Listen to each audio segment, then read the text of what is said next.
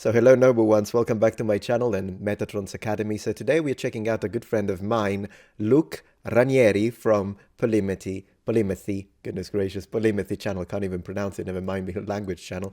Anyways, top right I go.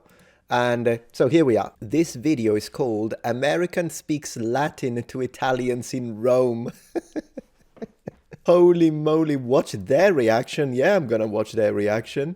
So this is gonna be really fascinating, and I think it's a fantastic idea. In fact, it got a lot of views, and that's fantastic. It's gonna be interesting because at the end of the day, can Italians understand Latin? I'm gonna say most people won't understand him, also because is he gonna use classical Latin or is he gonna use ecclesiastical pronunciation? I think he did do it in the Vatican, by the way. Yeah, he did. American Speaks Latin at the Vatican with priests. Holy moly.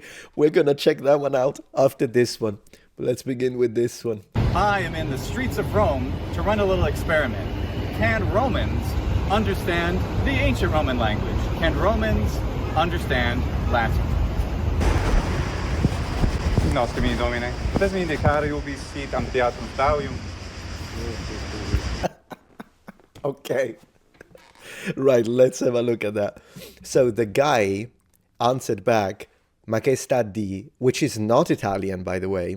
This is Roman dialect. Like, he's actually using his own variety. It's kind of rude, I'll be honest with you. This is a little rude, but then again, yeah, he is saying, what are you saying? Let's have a look again at how he said it. Nostri Domine, potessi indicare ubi sit amphitheatrum Flavium? He did say Flavium, so I think this is classical. Amphitheatrum Flavium est satis rotundum aedificium. Aedificium, that is, it's not ecclesiastical, it's classical, because if this was ecclesiastical...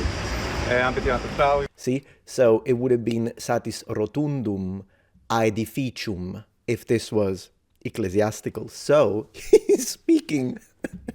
No, okay, so that definitely makes it a lot harder for modern Italians to understand, right? So a modern Italian, it depends on what high school they go.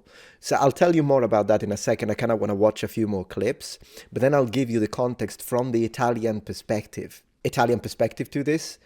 But first, let me see if he tries another guy. Satis rotundum aedificium. Novitine? Non? No, non ti capisco. Italiche non loquor. Sebbene. Ok, difficile. Italiche non loquor. He's telling him I don't speak Italian. Italiche. Hey, that's an interesting way. Man, he's good. His Latin is so good. Credo in aqui finia esse. Est rotundum aedificium, satis magnum habet arcus, erat ubi... He's actually describing the Colosseum. He's so good. So, at this point, any Italian would be able to recognize at least that this is Latin because of all the and us at the end of the, even if it's classical, as long as you can hear that, then Romanum, like Imperium Romanum, you'll start recognizing it. Giovanni. San Giovanni, no, est justa forum Romanum. See? Ex justa forum Romanum, and he's of course using the correct phenotypic vowel length, so he's actually extending the vowels correctly. It is so funny. This guy has no idea.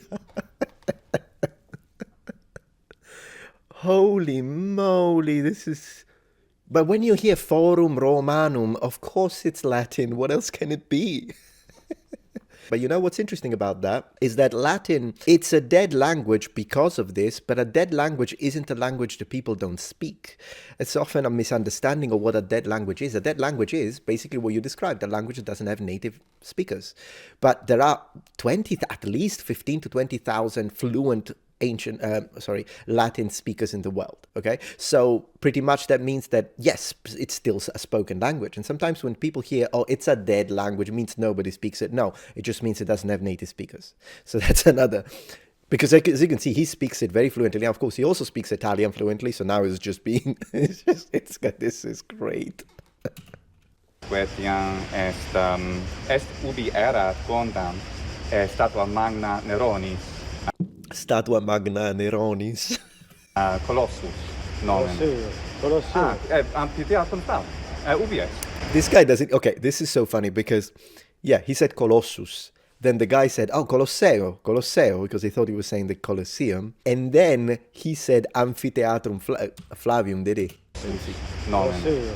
Colosseo. Anfiteatro. See, Amphitheatrum Flavium, which is the actual name of the Colosseum. But the guy doesn't know that. Holy moly, this is killing me. Ubi est? Ubi est? Come te lo spiego? Fortassis. Fortassis, maybe. Capito, però...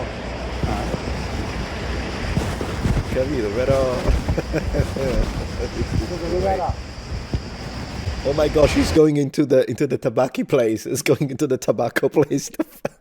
I'm so curious if he's gonna say anyone speaks English here, or like what is he gonna think this is?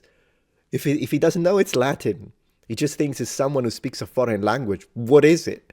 Romanian? Sardinian? Parli inglese? English! Come on, how can it be English, you muppet? Parli inglese. What on earth? The guy spoke Latin with a first century pronunciation. This is killing me. No, we don't speak English. Neither does he. Gli devo spiegare al ragazzo dove per andare al Colosseo. Però lui è inglese, no... And now he's saying he's English. So not only this guy failed at recognizing that he was being spoken Latin to, but he thinks Luke is from England.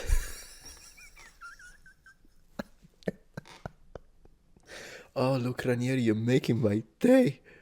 Rather than Latin. Devo andare al Salve. Colosseo, però in inglese... Salve. Devi andare a metro. Prendi a metro. E come gli spiego? Devi scendere giù alla metro. De scendere in metropolitana? Bravo. Ah, bene. Termini. Ah. Scendi a Termini. So funny because Metropolitanam, in classical Latin, the M is nasalized. So you don't really say Metropolitanam. And of course, an underground, sorry if I didn't translate that, an underground, a tube or a subway doesn't exist. So it's a neologism. He's basically which is fine. A lot of Latin speakers in our day and age do that. Like they will create terms for radio, television that don't exist. Like subscribendusque, to subscribe. Of course, there is no subscribe in ancient Rome unless you want to subscribe to imperial domination of the extended provinces. But it's fine. So he's doing Metropolitanam, which is an absolutely fine way to translate underground.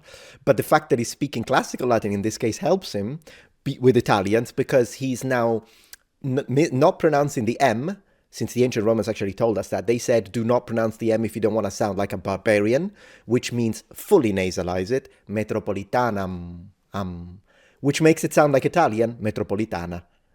So she's like, bravo. Yeah, bravo.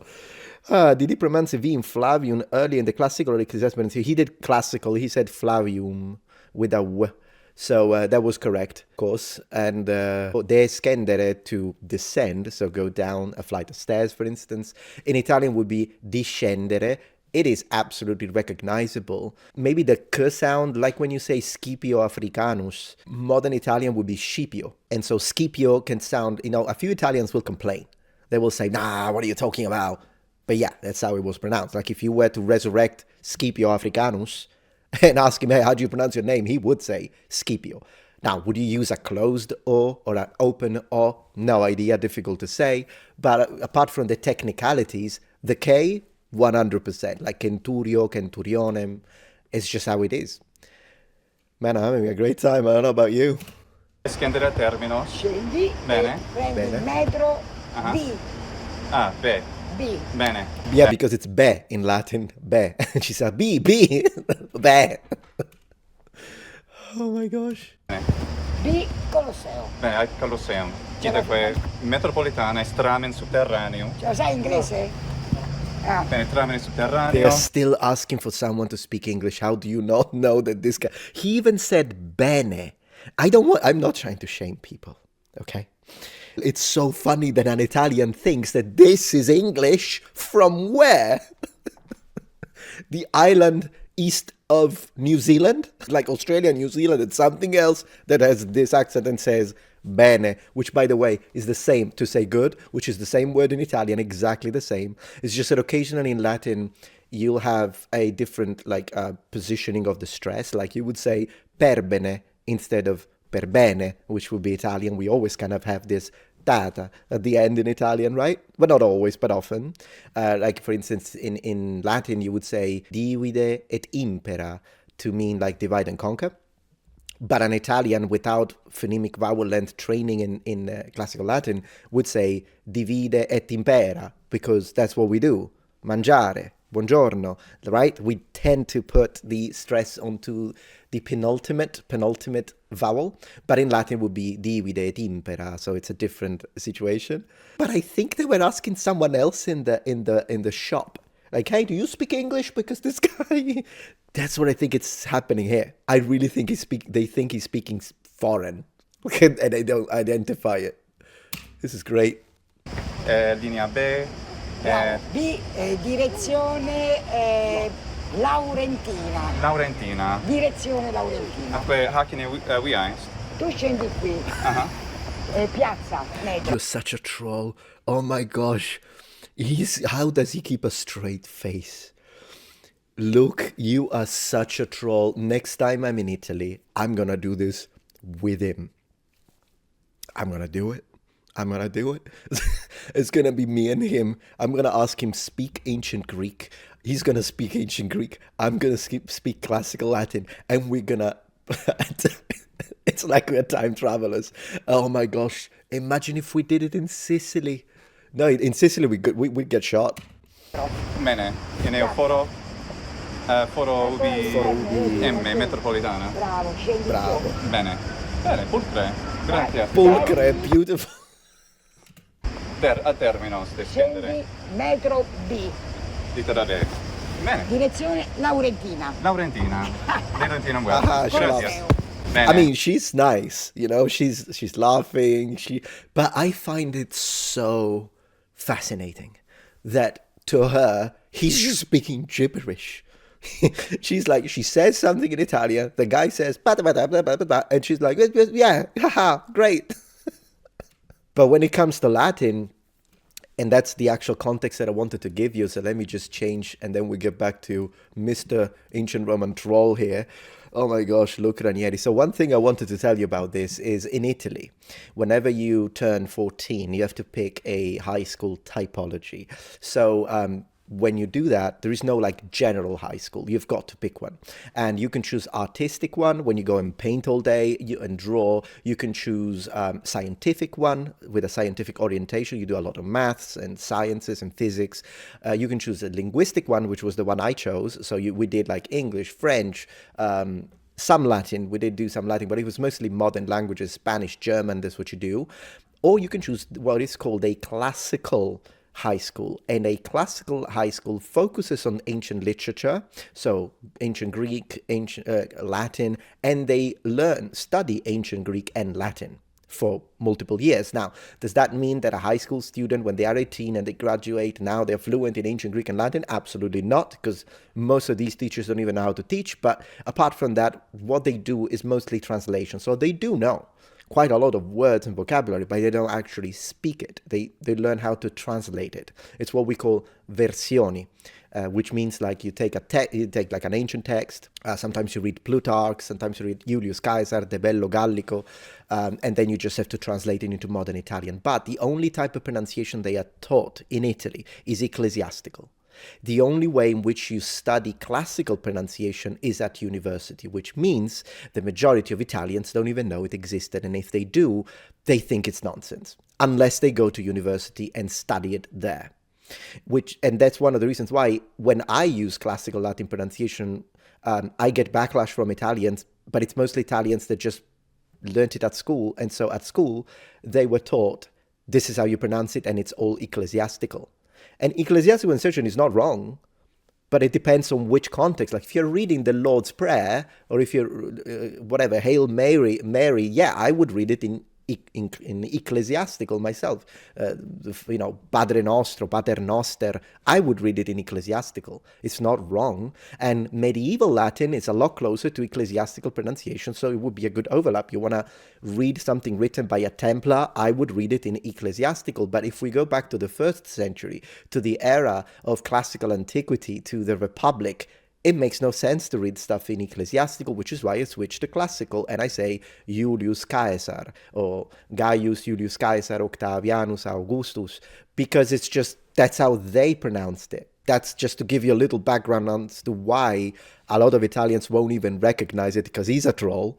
He's a troll. He knows what he's doing and he's using classical regardless. With that out of the way. Sumas gratias, Tibiago. Vale. Gracias, Tibiago.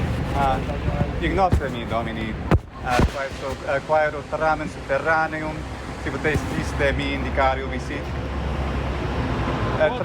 Tramen subterraneum. What language do you speaking now is the answer of the old man. So once again, wow. Does ecclesiastical preserve phonetic vowel length, asks Tambuaco. It should. It often doesn't, but it should. So if it's a one of those like elite Vatican speakers, then yes, they will. But oftentimes regular Italians will swap the phonemic vowel length for just the stress, because Italian has a little bit of it, mostly with the ah, but it's a matter of stress instead. And so that's what a lot of people will do. They will read it as if it were Italian, which is basically what ecclesiastical pronunciation is. It just puts stresses. Also because a lot of phonemic vowel length is very unnatural for an Italian speaker. Like to say Romanum or Lorica segmentata, so both the O and the A are supposed to be long.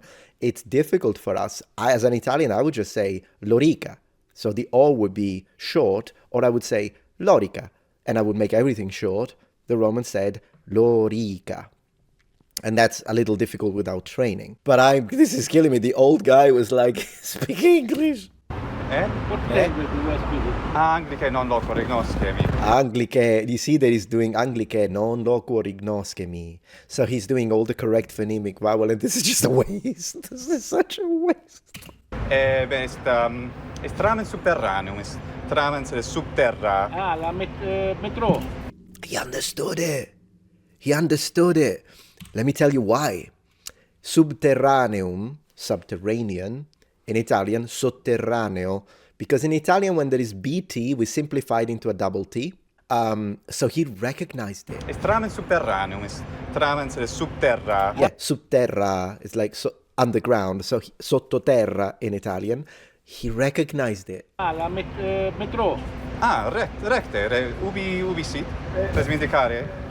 Avanti. A sinistra. A sinistra? A sinistra. Sinistra. Prostus a sinistra? Potesmi indicare?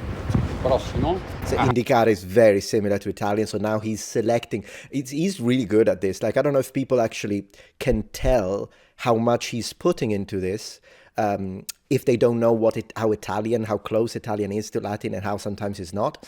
Because what he's been doing, look, is he's first going a full-on Latin and whatever, so they don't understand anything. Then, when he sees that there is no connection, they are not understanding, he starts to selectively choose those words he knows, because he's an Italian speaker, that sound similar so that people can, and that's really a teacher thing. He's intentionally using similar words now so that there will be a communication. Sinistra, Italian for left, sinistran, Latin for left, so or in that direction. And so they now start to understand. A sinistra. Proximum viam. Sinistra. Qui a sinistra. In this one, proximam viam. Viam in Italian, prossima via, or la prossima via, very similar. Dritto. Okay, they found it. They understood it. It's Latin, è latino. Sta a parlare in latino. It's once again Roman dialect for he is speaking in Latin. So they figured it out. How long did it take? Oh my gosh. But look at that little 500, Fiat 500 in the back. That is a beauty from the, 70s? I think that's from the 70s, that little car in the background there. Yeah. Ah, recta. E Recta. tu arrivi. Bene. Ok. Bene. Grazie. Bye bye. Valete. Valete. Ah, there we go. That's the laugh. You troll. You trolling my people. And I agree. Knosskemi, potesmi avikuit dikere. Uquaero Basilicam quandam, satis manem in hanqui Kinia, e Basilica Sancti Johannis vocatur. Positivi nota? She's just... she said non ho capito niente, which means I didn't understand anything. Bene, Basilica est Ecclesia, Ecclesia Magna, Sancti Johannis. Ecclesia is such a beautiful word. Ecclesia to mean church. Beautiful word. Non so. Excuse me, we see. I think the dog is more likely to understand this section because at least the dog can pick up on the pitch, highs and lows. The dog can understand if he's happy or not. Dai, salta. Excuse me, we see. Take the bus. And they switch to English. Oh my gosh. Now, if one of my ancestors, right, Julius Caesar, if he could wake up right now from his eternal slumber and see this from the perspective of an ancient Roman, look, would be making perfect sense. Perfect sense. But then it's like, why are my pro nephews and nieces of 1,000, 2,000 years, why are they speaking a barbarian language to him? Literally. He would probably think it's some kind of, maybe, yeah, it would sound to him like probably because of the Germanic roots of English, even though then again, we do know that a big chunk, I think it's 40% of vocabulary in English is Latin based, oftentimes through medieval French, Norman French, but there is also some actual Latin in it. Would he consider it a Germanic language? I think so. He would be like, why are they speaking not to mention we have, as modern Italian, acquired some barbarian speech features, like the V sound, pronounced like a V. That would sound very Germanic to the Romans. Imagine, you know how you can imagine it to give you a perspective? As an English speaker, you say wall, right? The wall, let's drink some wine. Imagine that in 2,000 years in the future, because of, I don't know, German influence in America and in England, people will actually say vine and vol. That's my vol here. Let me drink some wine. That's what it would sound like to you, to give you the perspective. Because wallum is the word where wall comes from, and it means, of course, a wall. And then vinum would be the way they would pronounce it in ancient Rome. So that's what it would sound like. If to you, let's have some wine sounds German, there you go. Welcome to the perspective of an ancient Roman if you could hear modern Italian. Take the bus. Anglica non bus. loquor ignoscemi. Anglica non loquor ignoscemi. Me. Oh yeah, note that one is interesting. So that word has two varieties. Anglica non loquor. Yeah. So look at the word at the end. This in classical Latin can be pronounced mihi with an actual aspirated H, or you can just say me. In ecclesiastical Latin also has two possible pronunciation. You either say me, just like he did, or you say miki. I don't like the second one. Ignoscemi. E se da qua via, ne aquia, ila, quia. San Giovanni. Excuse me, we see. Basilica Sancti Johannis. Ok. Ovid, By feet or by bus? They keep using barbarian speech. By bus? Non intellego. Non intellego. It's a beautiful way to say I don't understand. Non, Anglica non loquor. Ok. Spagnolo? Espanol is gonna try everything. Romanian, Russian, Japanese, Mandarin. 你会讲一些普通话吗？对不起，我会讲一些普通话。你是不是中国人？ Literally, they're gonna use freaking Mandarin on him rather than すいません。ちょっと英語できませんけれども、日本語ができます。 Non. Where are you from? Cosmopolitanus. Where are you from? He should have said Roma. He should have said Roma. Oh my gosh. Latine loquor. Operisne latine. Es Romanus, non è? Sei di Roma? Bene. Certo. Assumus. Roma. Parli romano? Parli romano. You can speak in English, Spanish, Italian. Italian. Yeah, what have you got left, mate? No, non possum. Se Ok, Basilicam quaero Sancti Ioanni. Okay. UBS. Are you joking with me? Yeah, oh my gosh, this is gonna get everything but Latin. Now it's gonna get, this is the part where the guy punches him in the face. And Luke has, I mean, I don't know, because I mean, Luke used to be like in the Air Force, wasn't he? I think he was like a military helicopter pilot, for what I remember. So he might be able, we might see some judo, we might see some Aikido here in action, maybe some MMA, some Muay Thai, you know? And I know that I should, in theory, support my fellow citizens, but I'm not. I'm like, go ahead, Luke, he deserves it. Hit him in the face. Qui? Quit. Stai scherzando con me? Ah, the guy's pissed. Che lingua parli? Latine locor. Latine cosa? Latine. Yeah, Latine, that's the language, mate. Latine es lingua, lingua latina. Io non parlo latino, Nessuno parla parla latino a parte te. Nessuno parla latino a parte te. Oh my gosh, take his Italian citizenship from him. From him. Take it. You know, if that was me, just to give you, if that was me, and I'm just walking around Palermo, Sicily, and someone starts speaking Latin to me, yeah, pretend that I know no Latin whatsoever, I'd be like, oh, parli Latino. Wow. You know? I wouldn't be pissed. Although maybe at this point, look, I would drop it. Maybe. And I would just say, sì, dai, sto scherzando. Sto facendo un video like you do with candid camera. Maybe that's the part where I would have done that. Se vuoi indicazioni in latino, prendi il telefono, Google e cerchi il latino. Bene, potesimi digere ubies Basilica Sanctis Ioannis. Di là. Di là? Vai. Gratias. Grande subito. So, to answer the question, can Romans understand Latin? Yes, but they don't always enjoy it. Yeah, I think he's been nice here. I think classical Latin, majority of population, no. If you give it in like a written form, then yeah, I think a lot of Italians will be able to understand at least a good chunk. It depends on the level of education, let's put it this way. But there will be Italians that you give him written Latin and be like, oh yeah, this is that. It's kind of a dice roll, depending on what sentences you get. If you speak ecclesiastical Latin, you might get a little better, but once again, it's a matter of education or who you get. Also, if you make that face. I'm Luke, this is Plymothy, thanks for subscribing. Absolutely awesome. Summas gratiago fautoribus apud Patreon sinquibus. Of course, he writes everything in Latin. Is his description in Latin? If your description is not in Latin, Luke, you're gonna get an F. No. Okay, you need. Okay. Oh well, there is some Latin. There is a little bit. Vir petasatus. Yeah, there is a little bit of Latin, so I'm not gonna give you an F, Luke.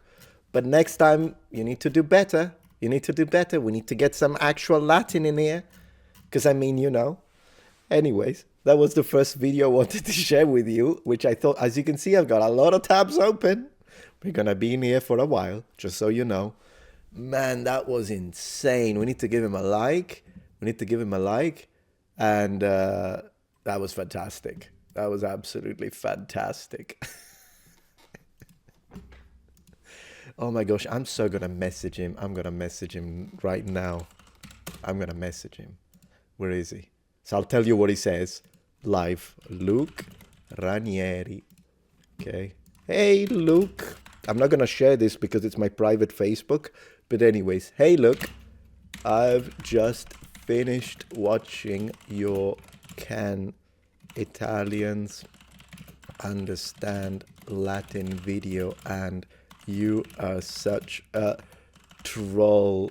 I loved it. Those Muppets couldn't even figure out it was Latin in the first place.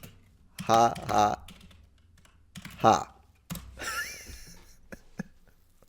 Write the message in Latin. Yeah, that would take me a little longer because I'm not as fluent as he is. It takes me a minute. He's pretty good.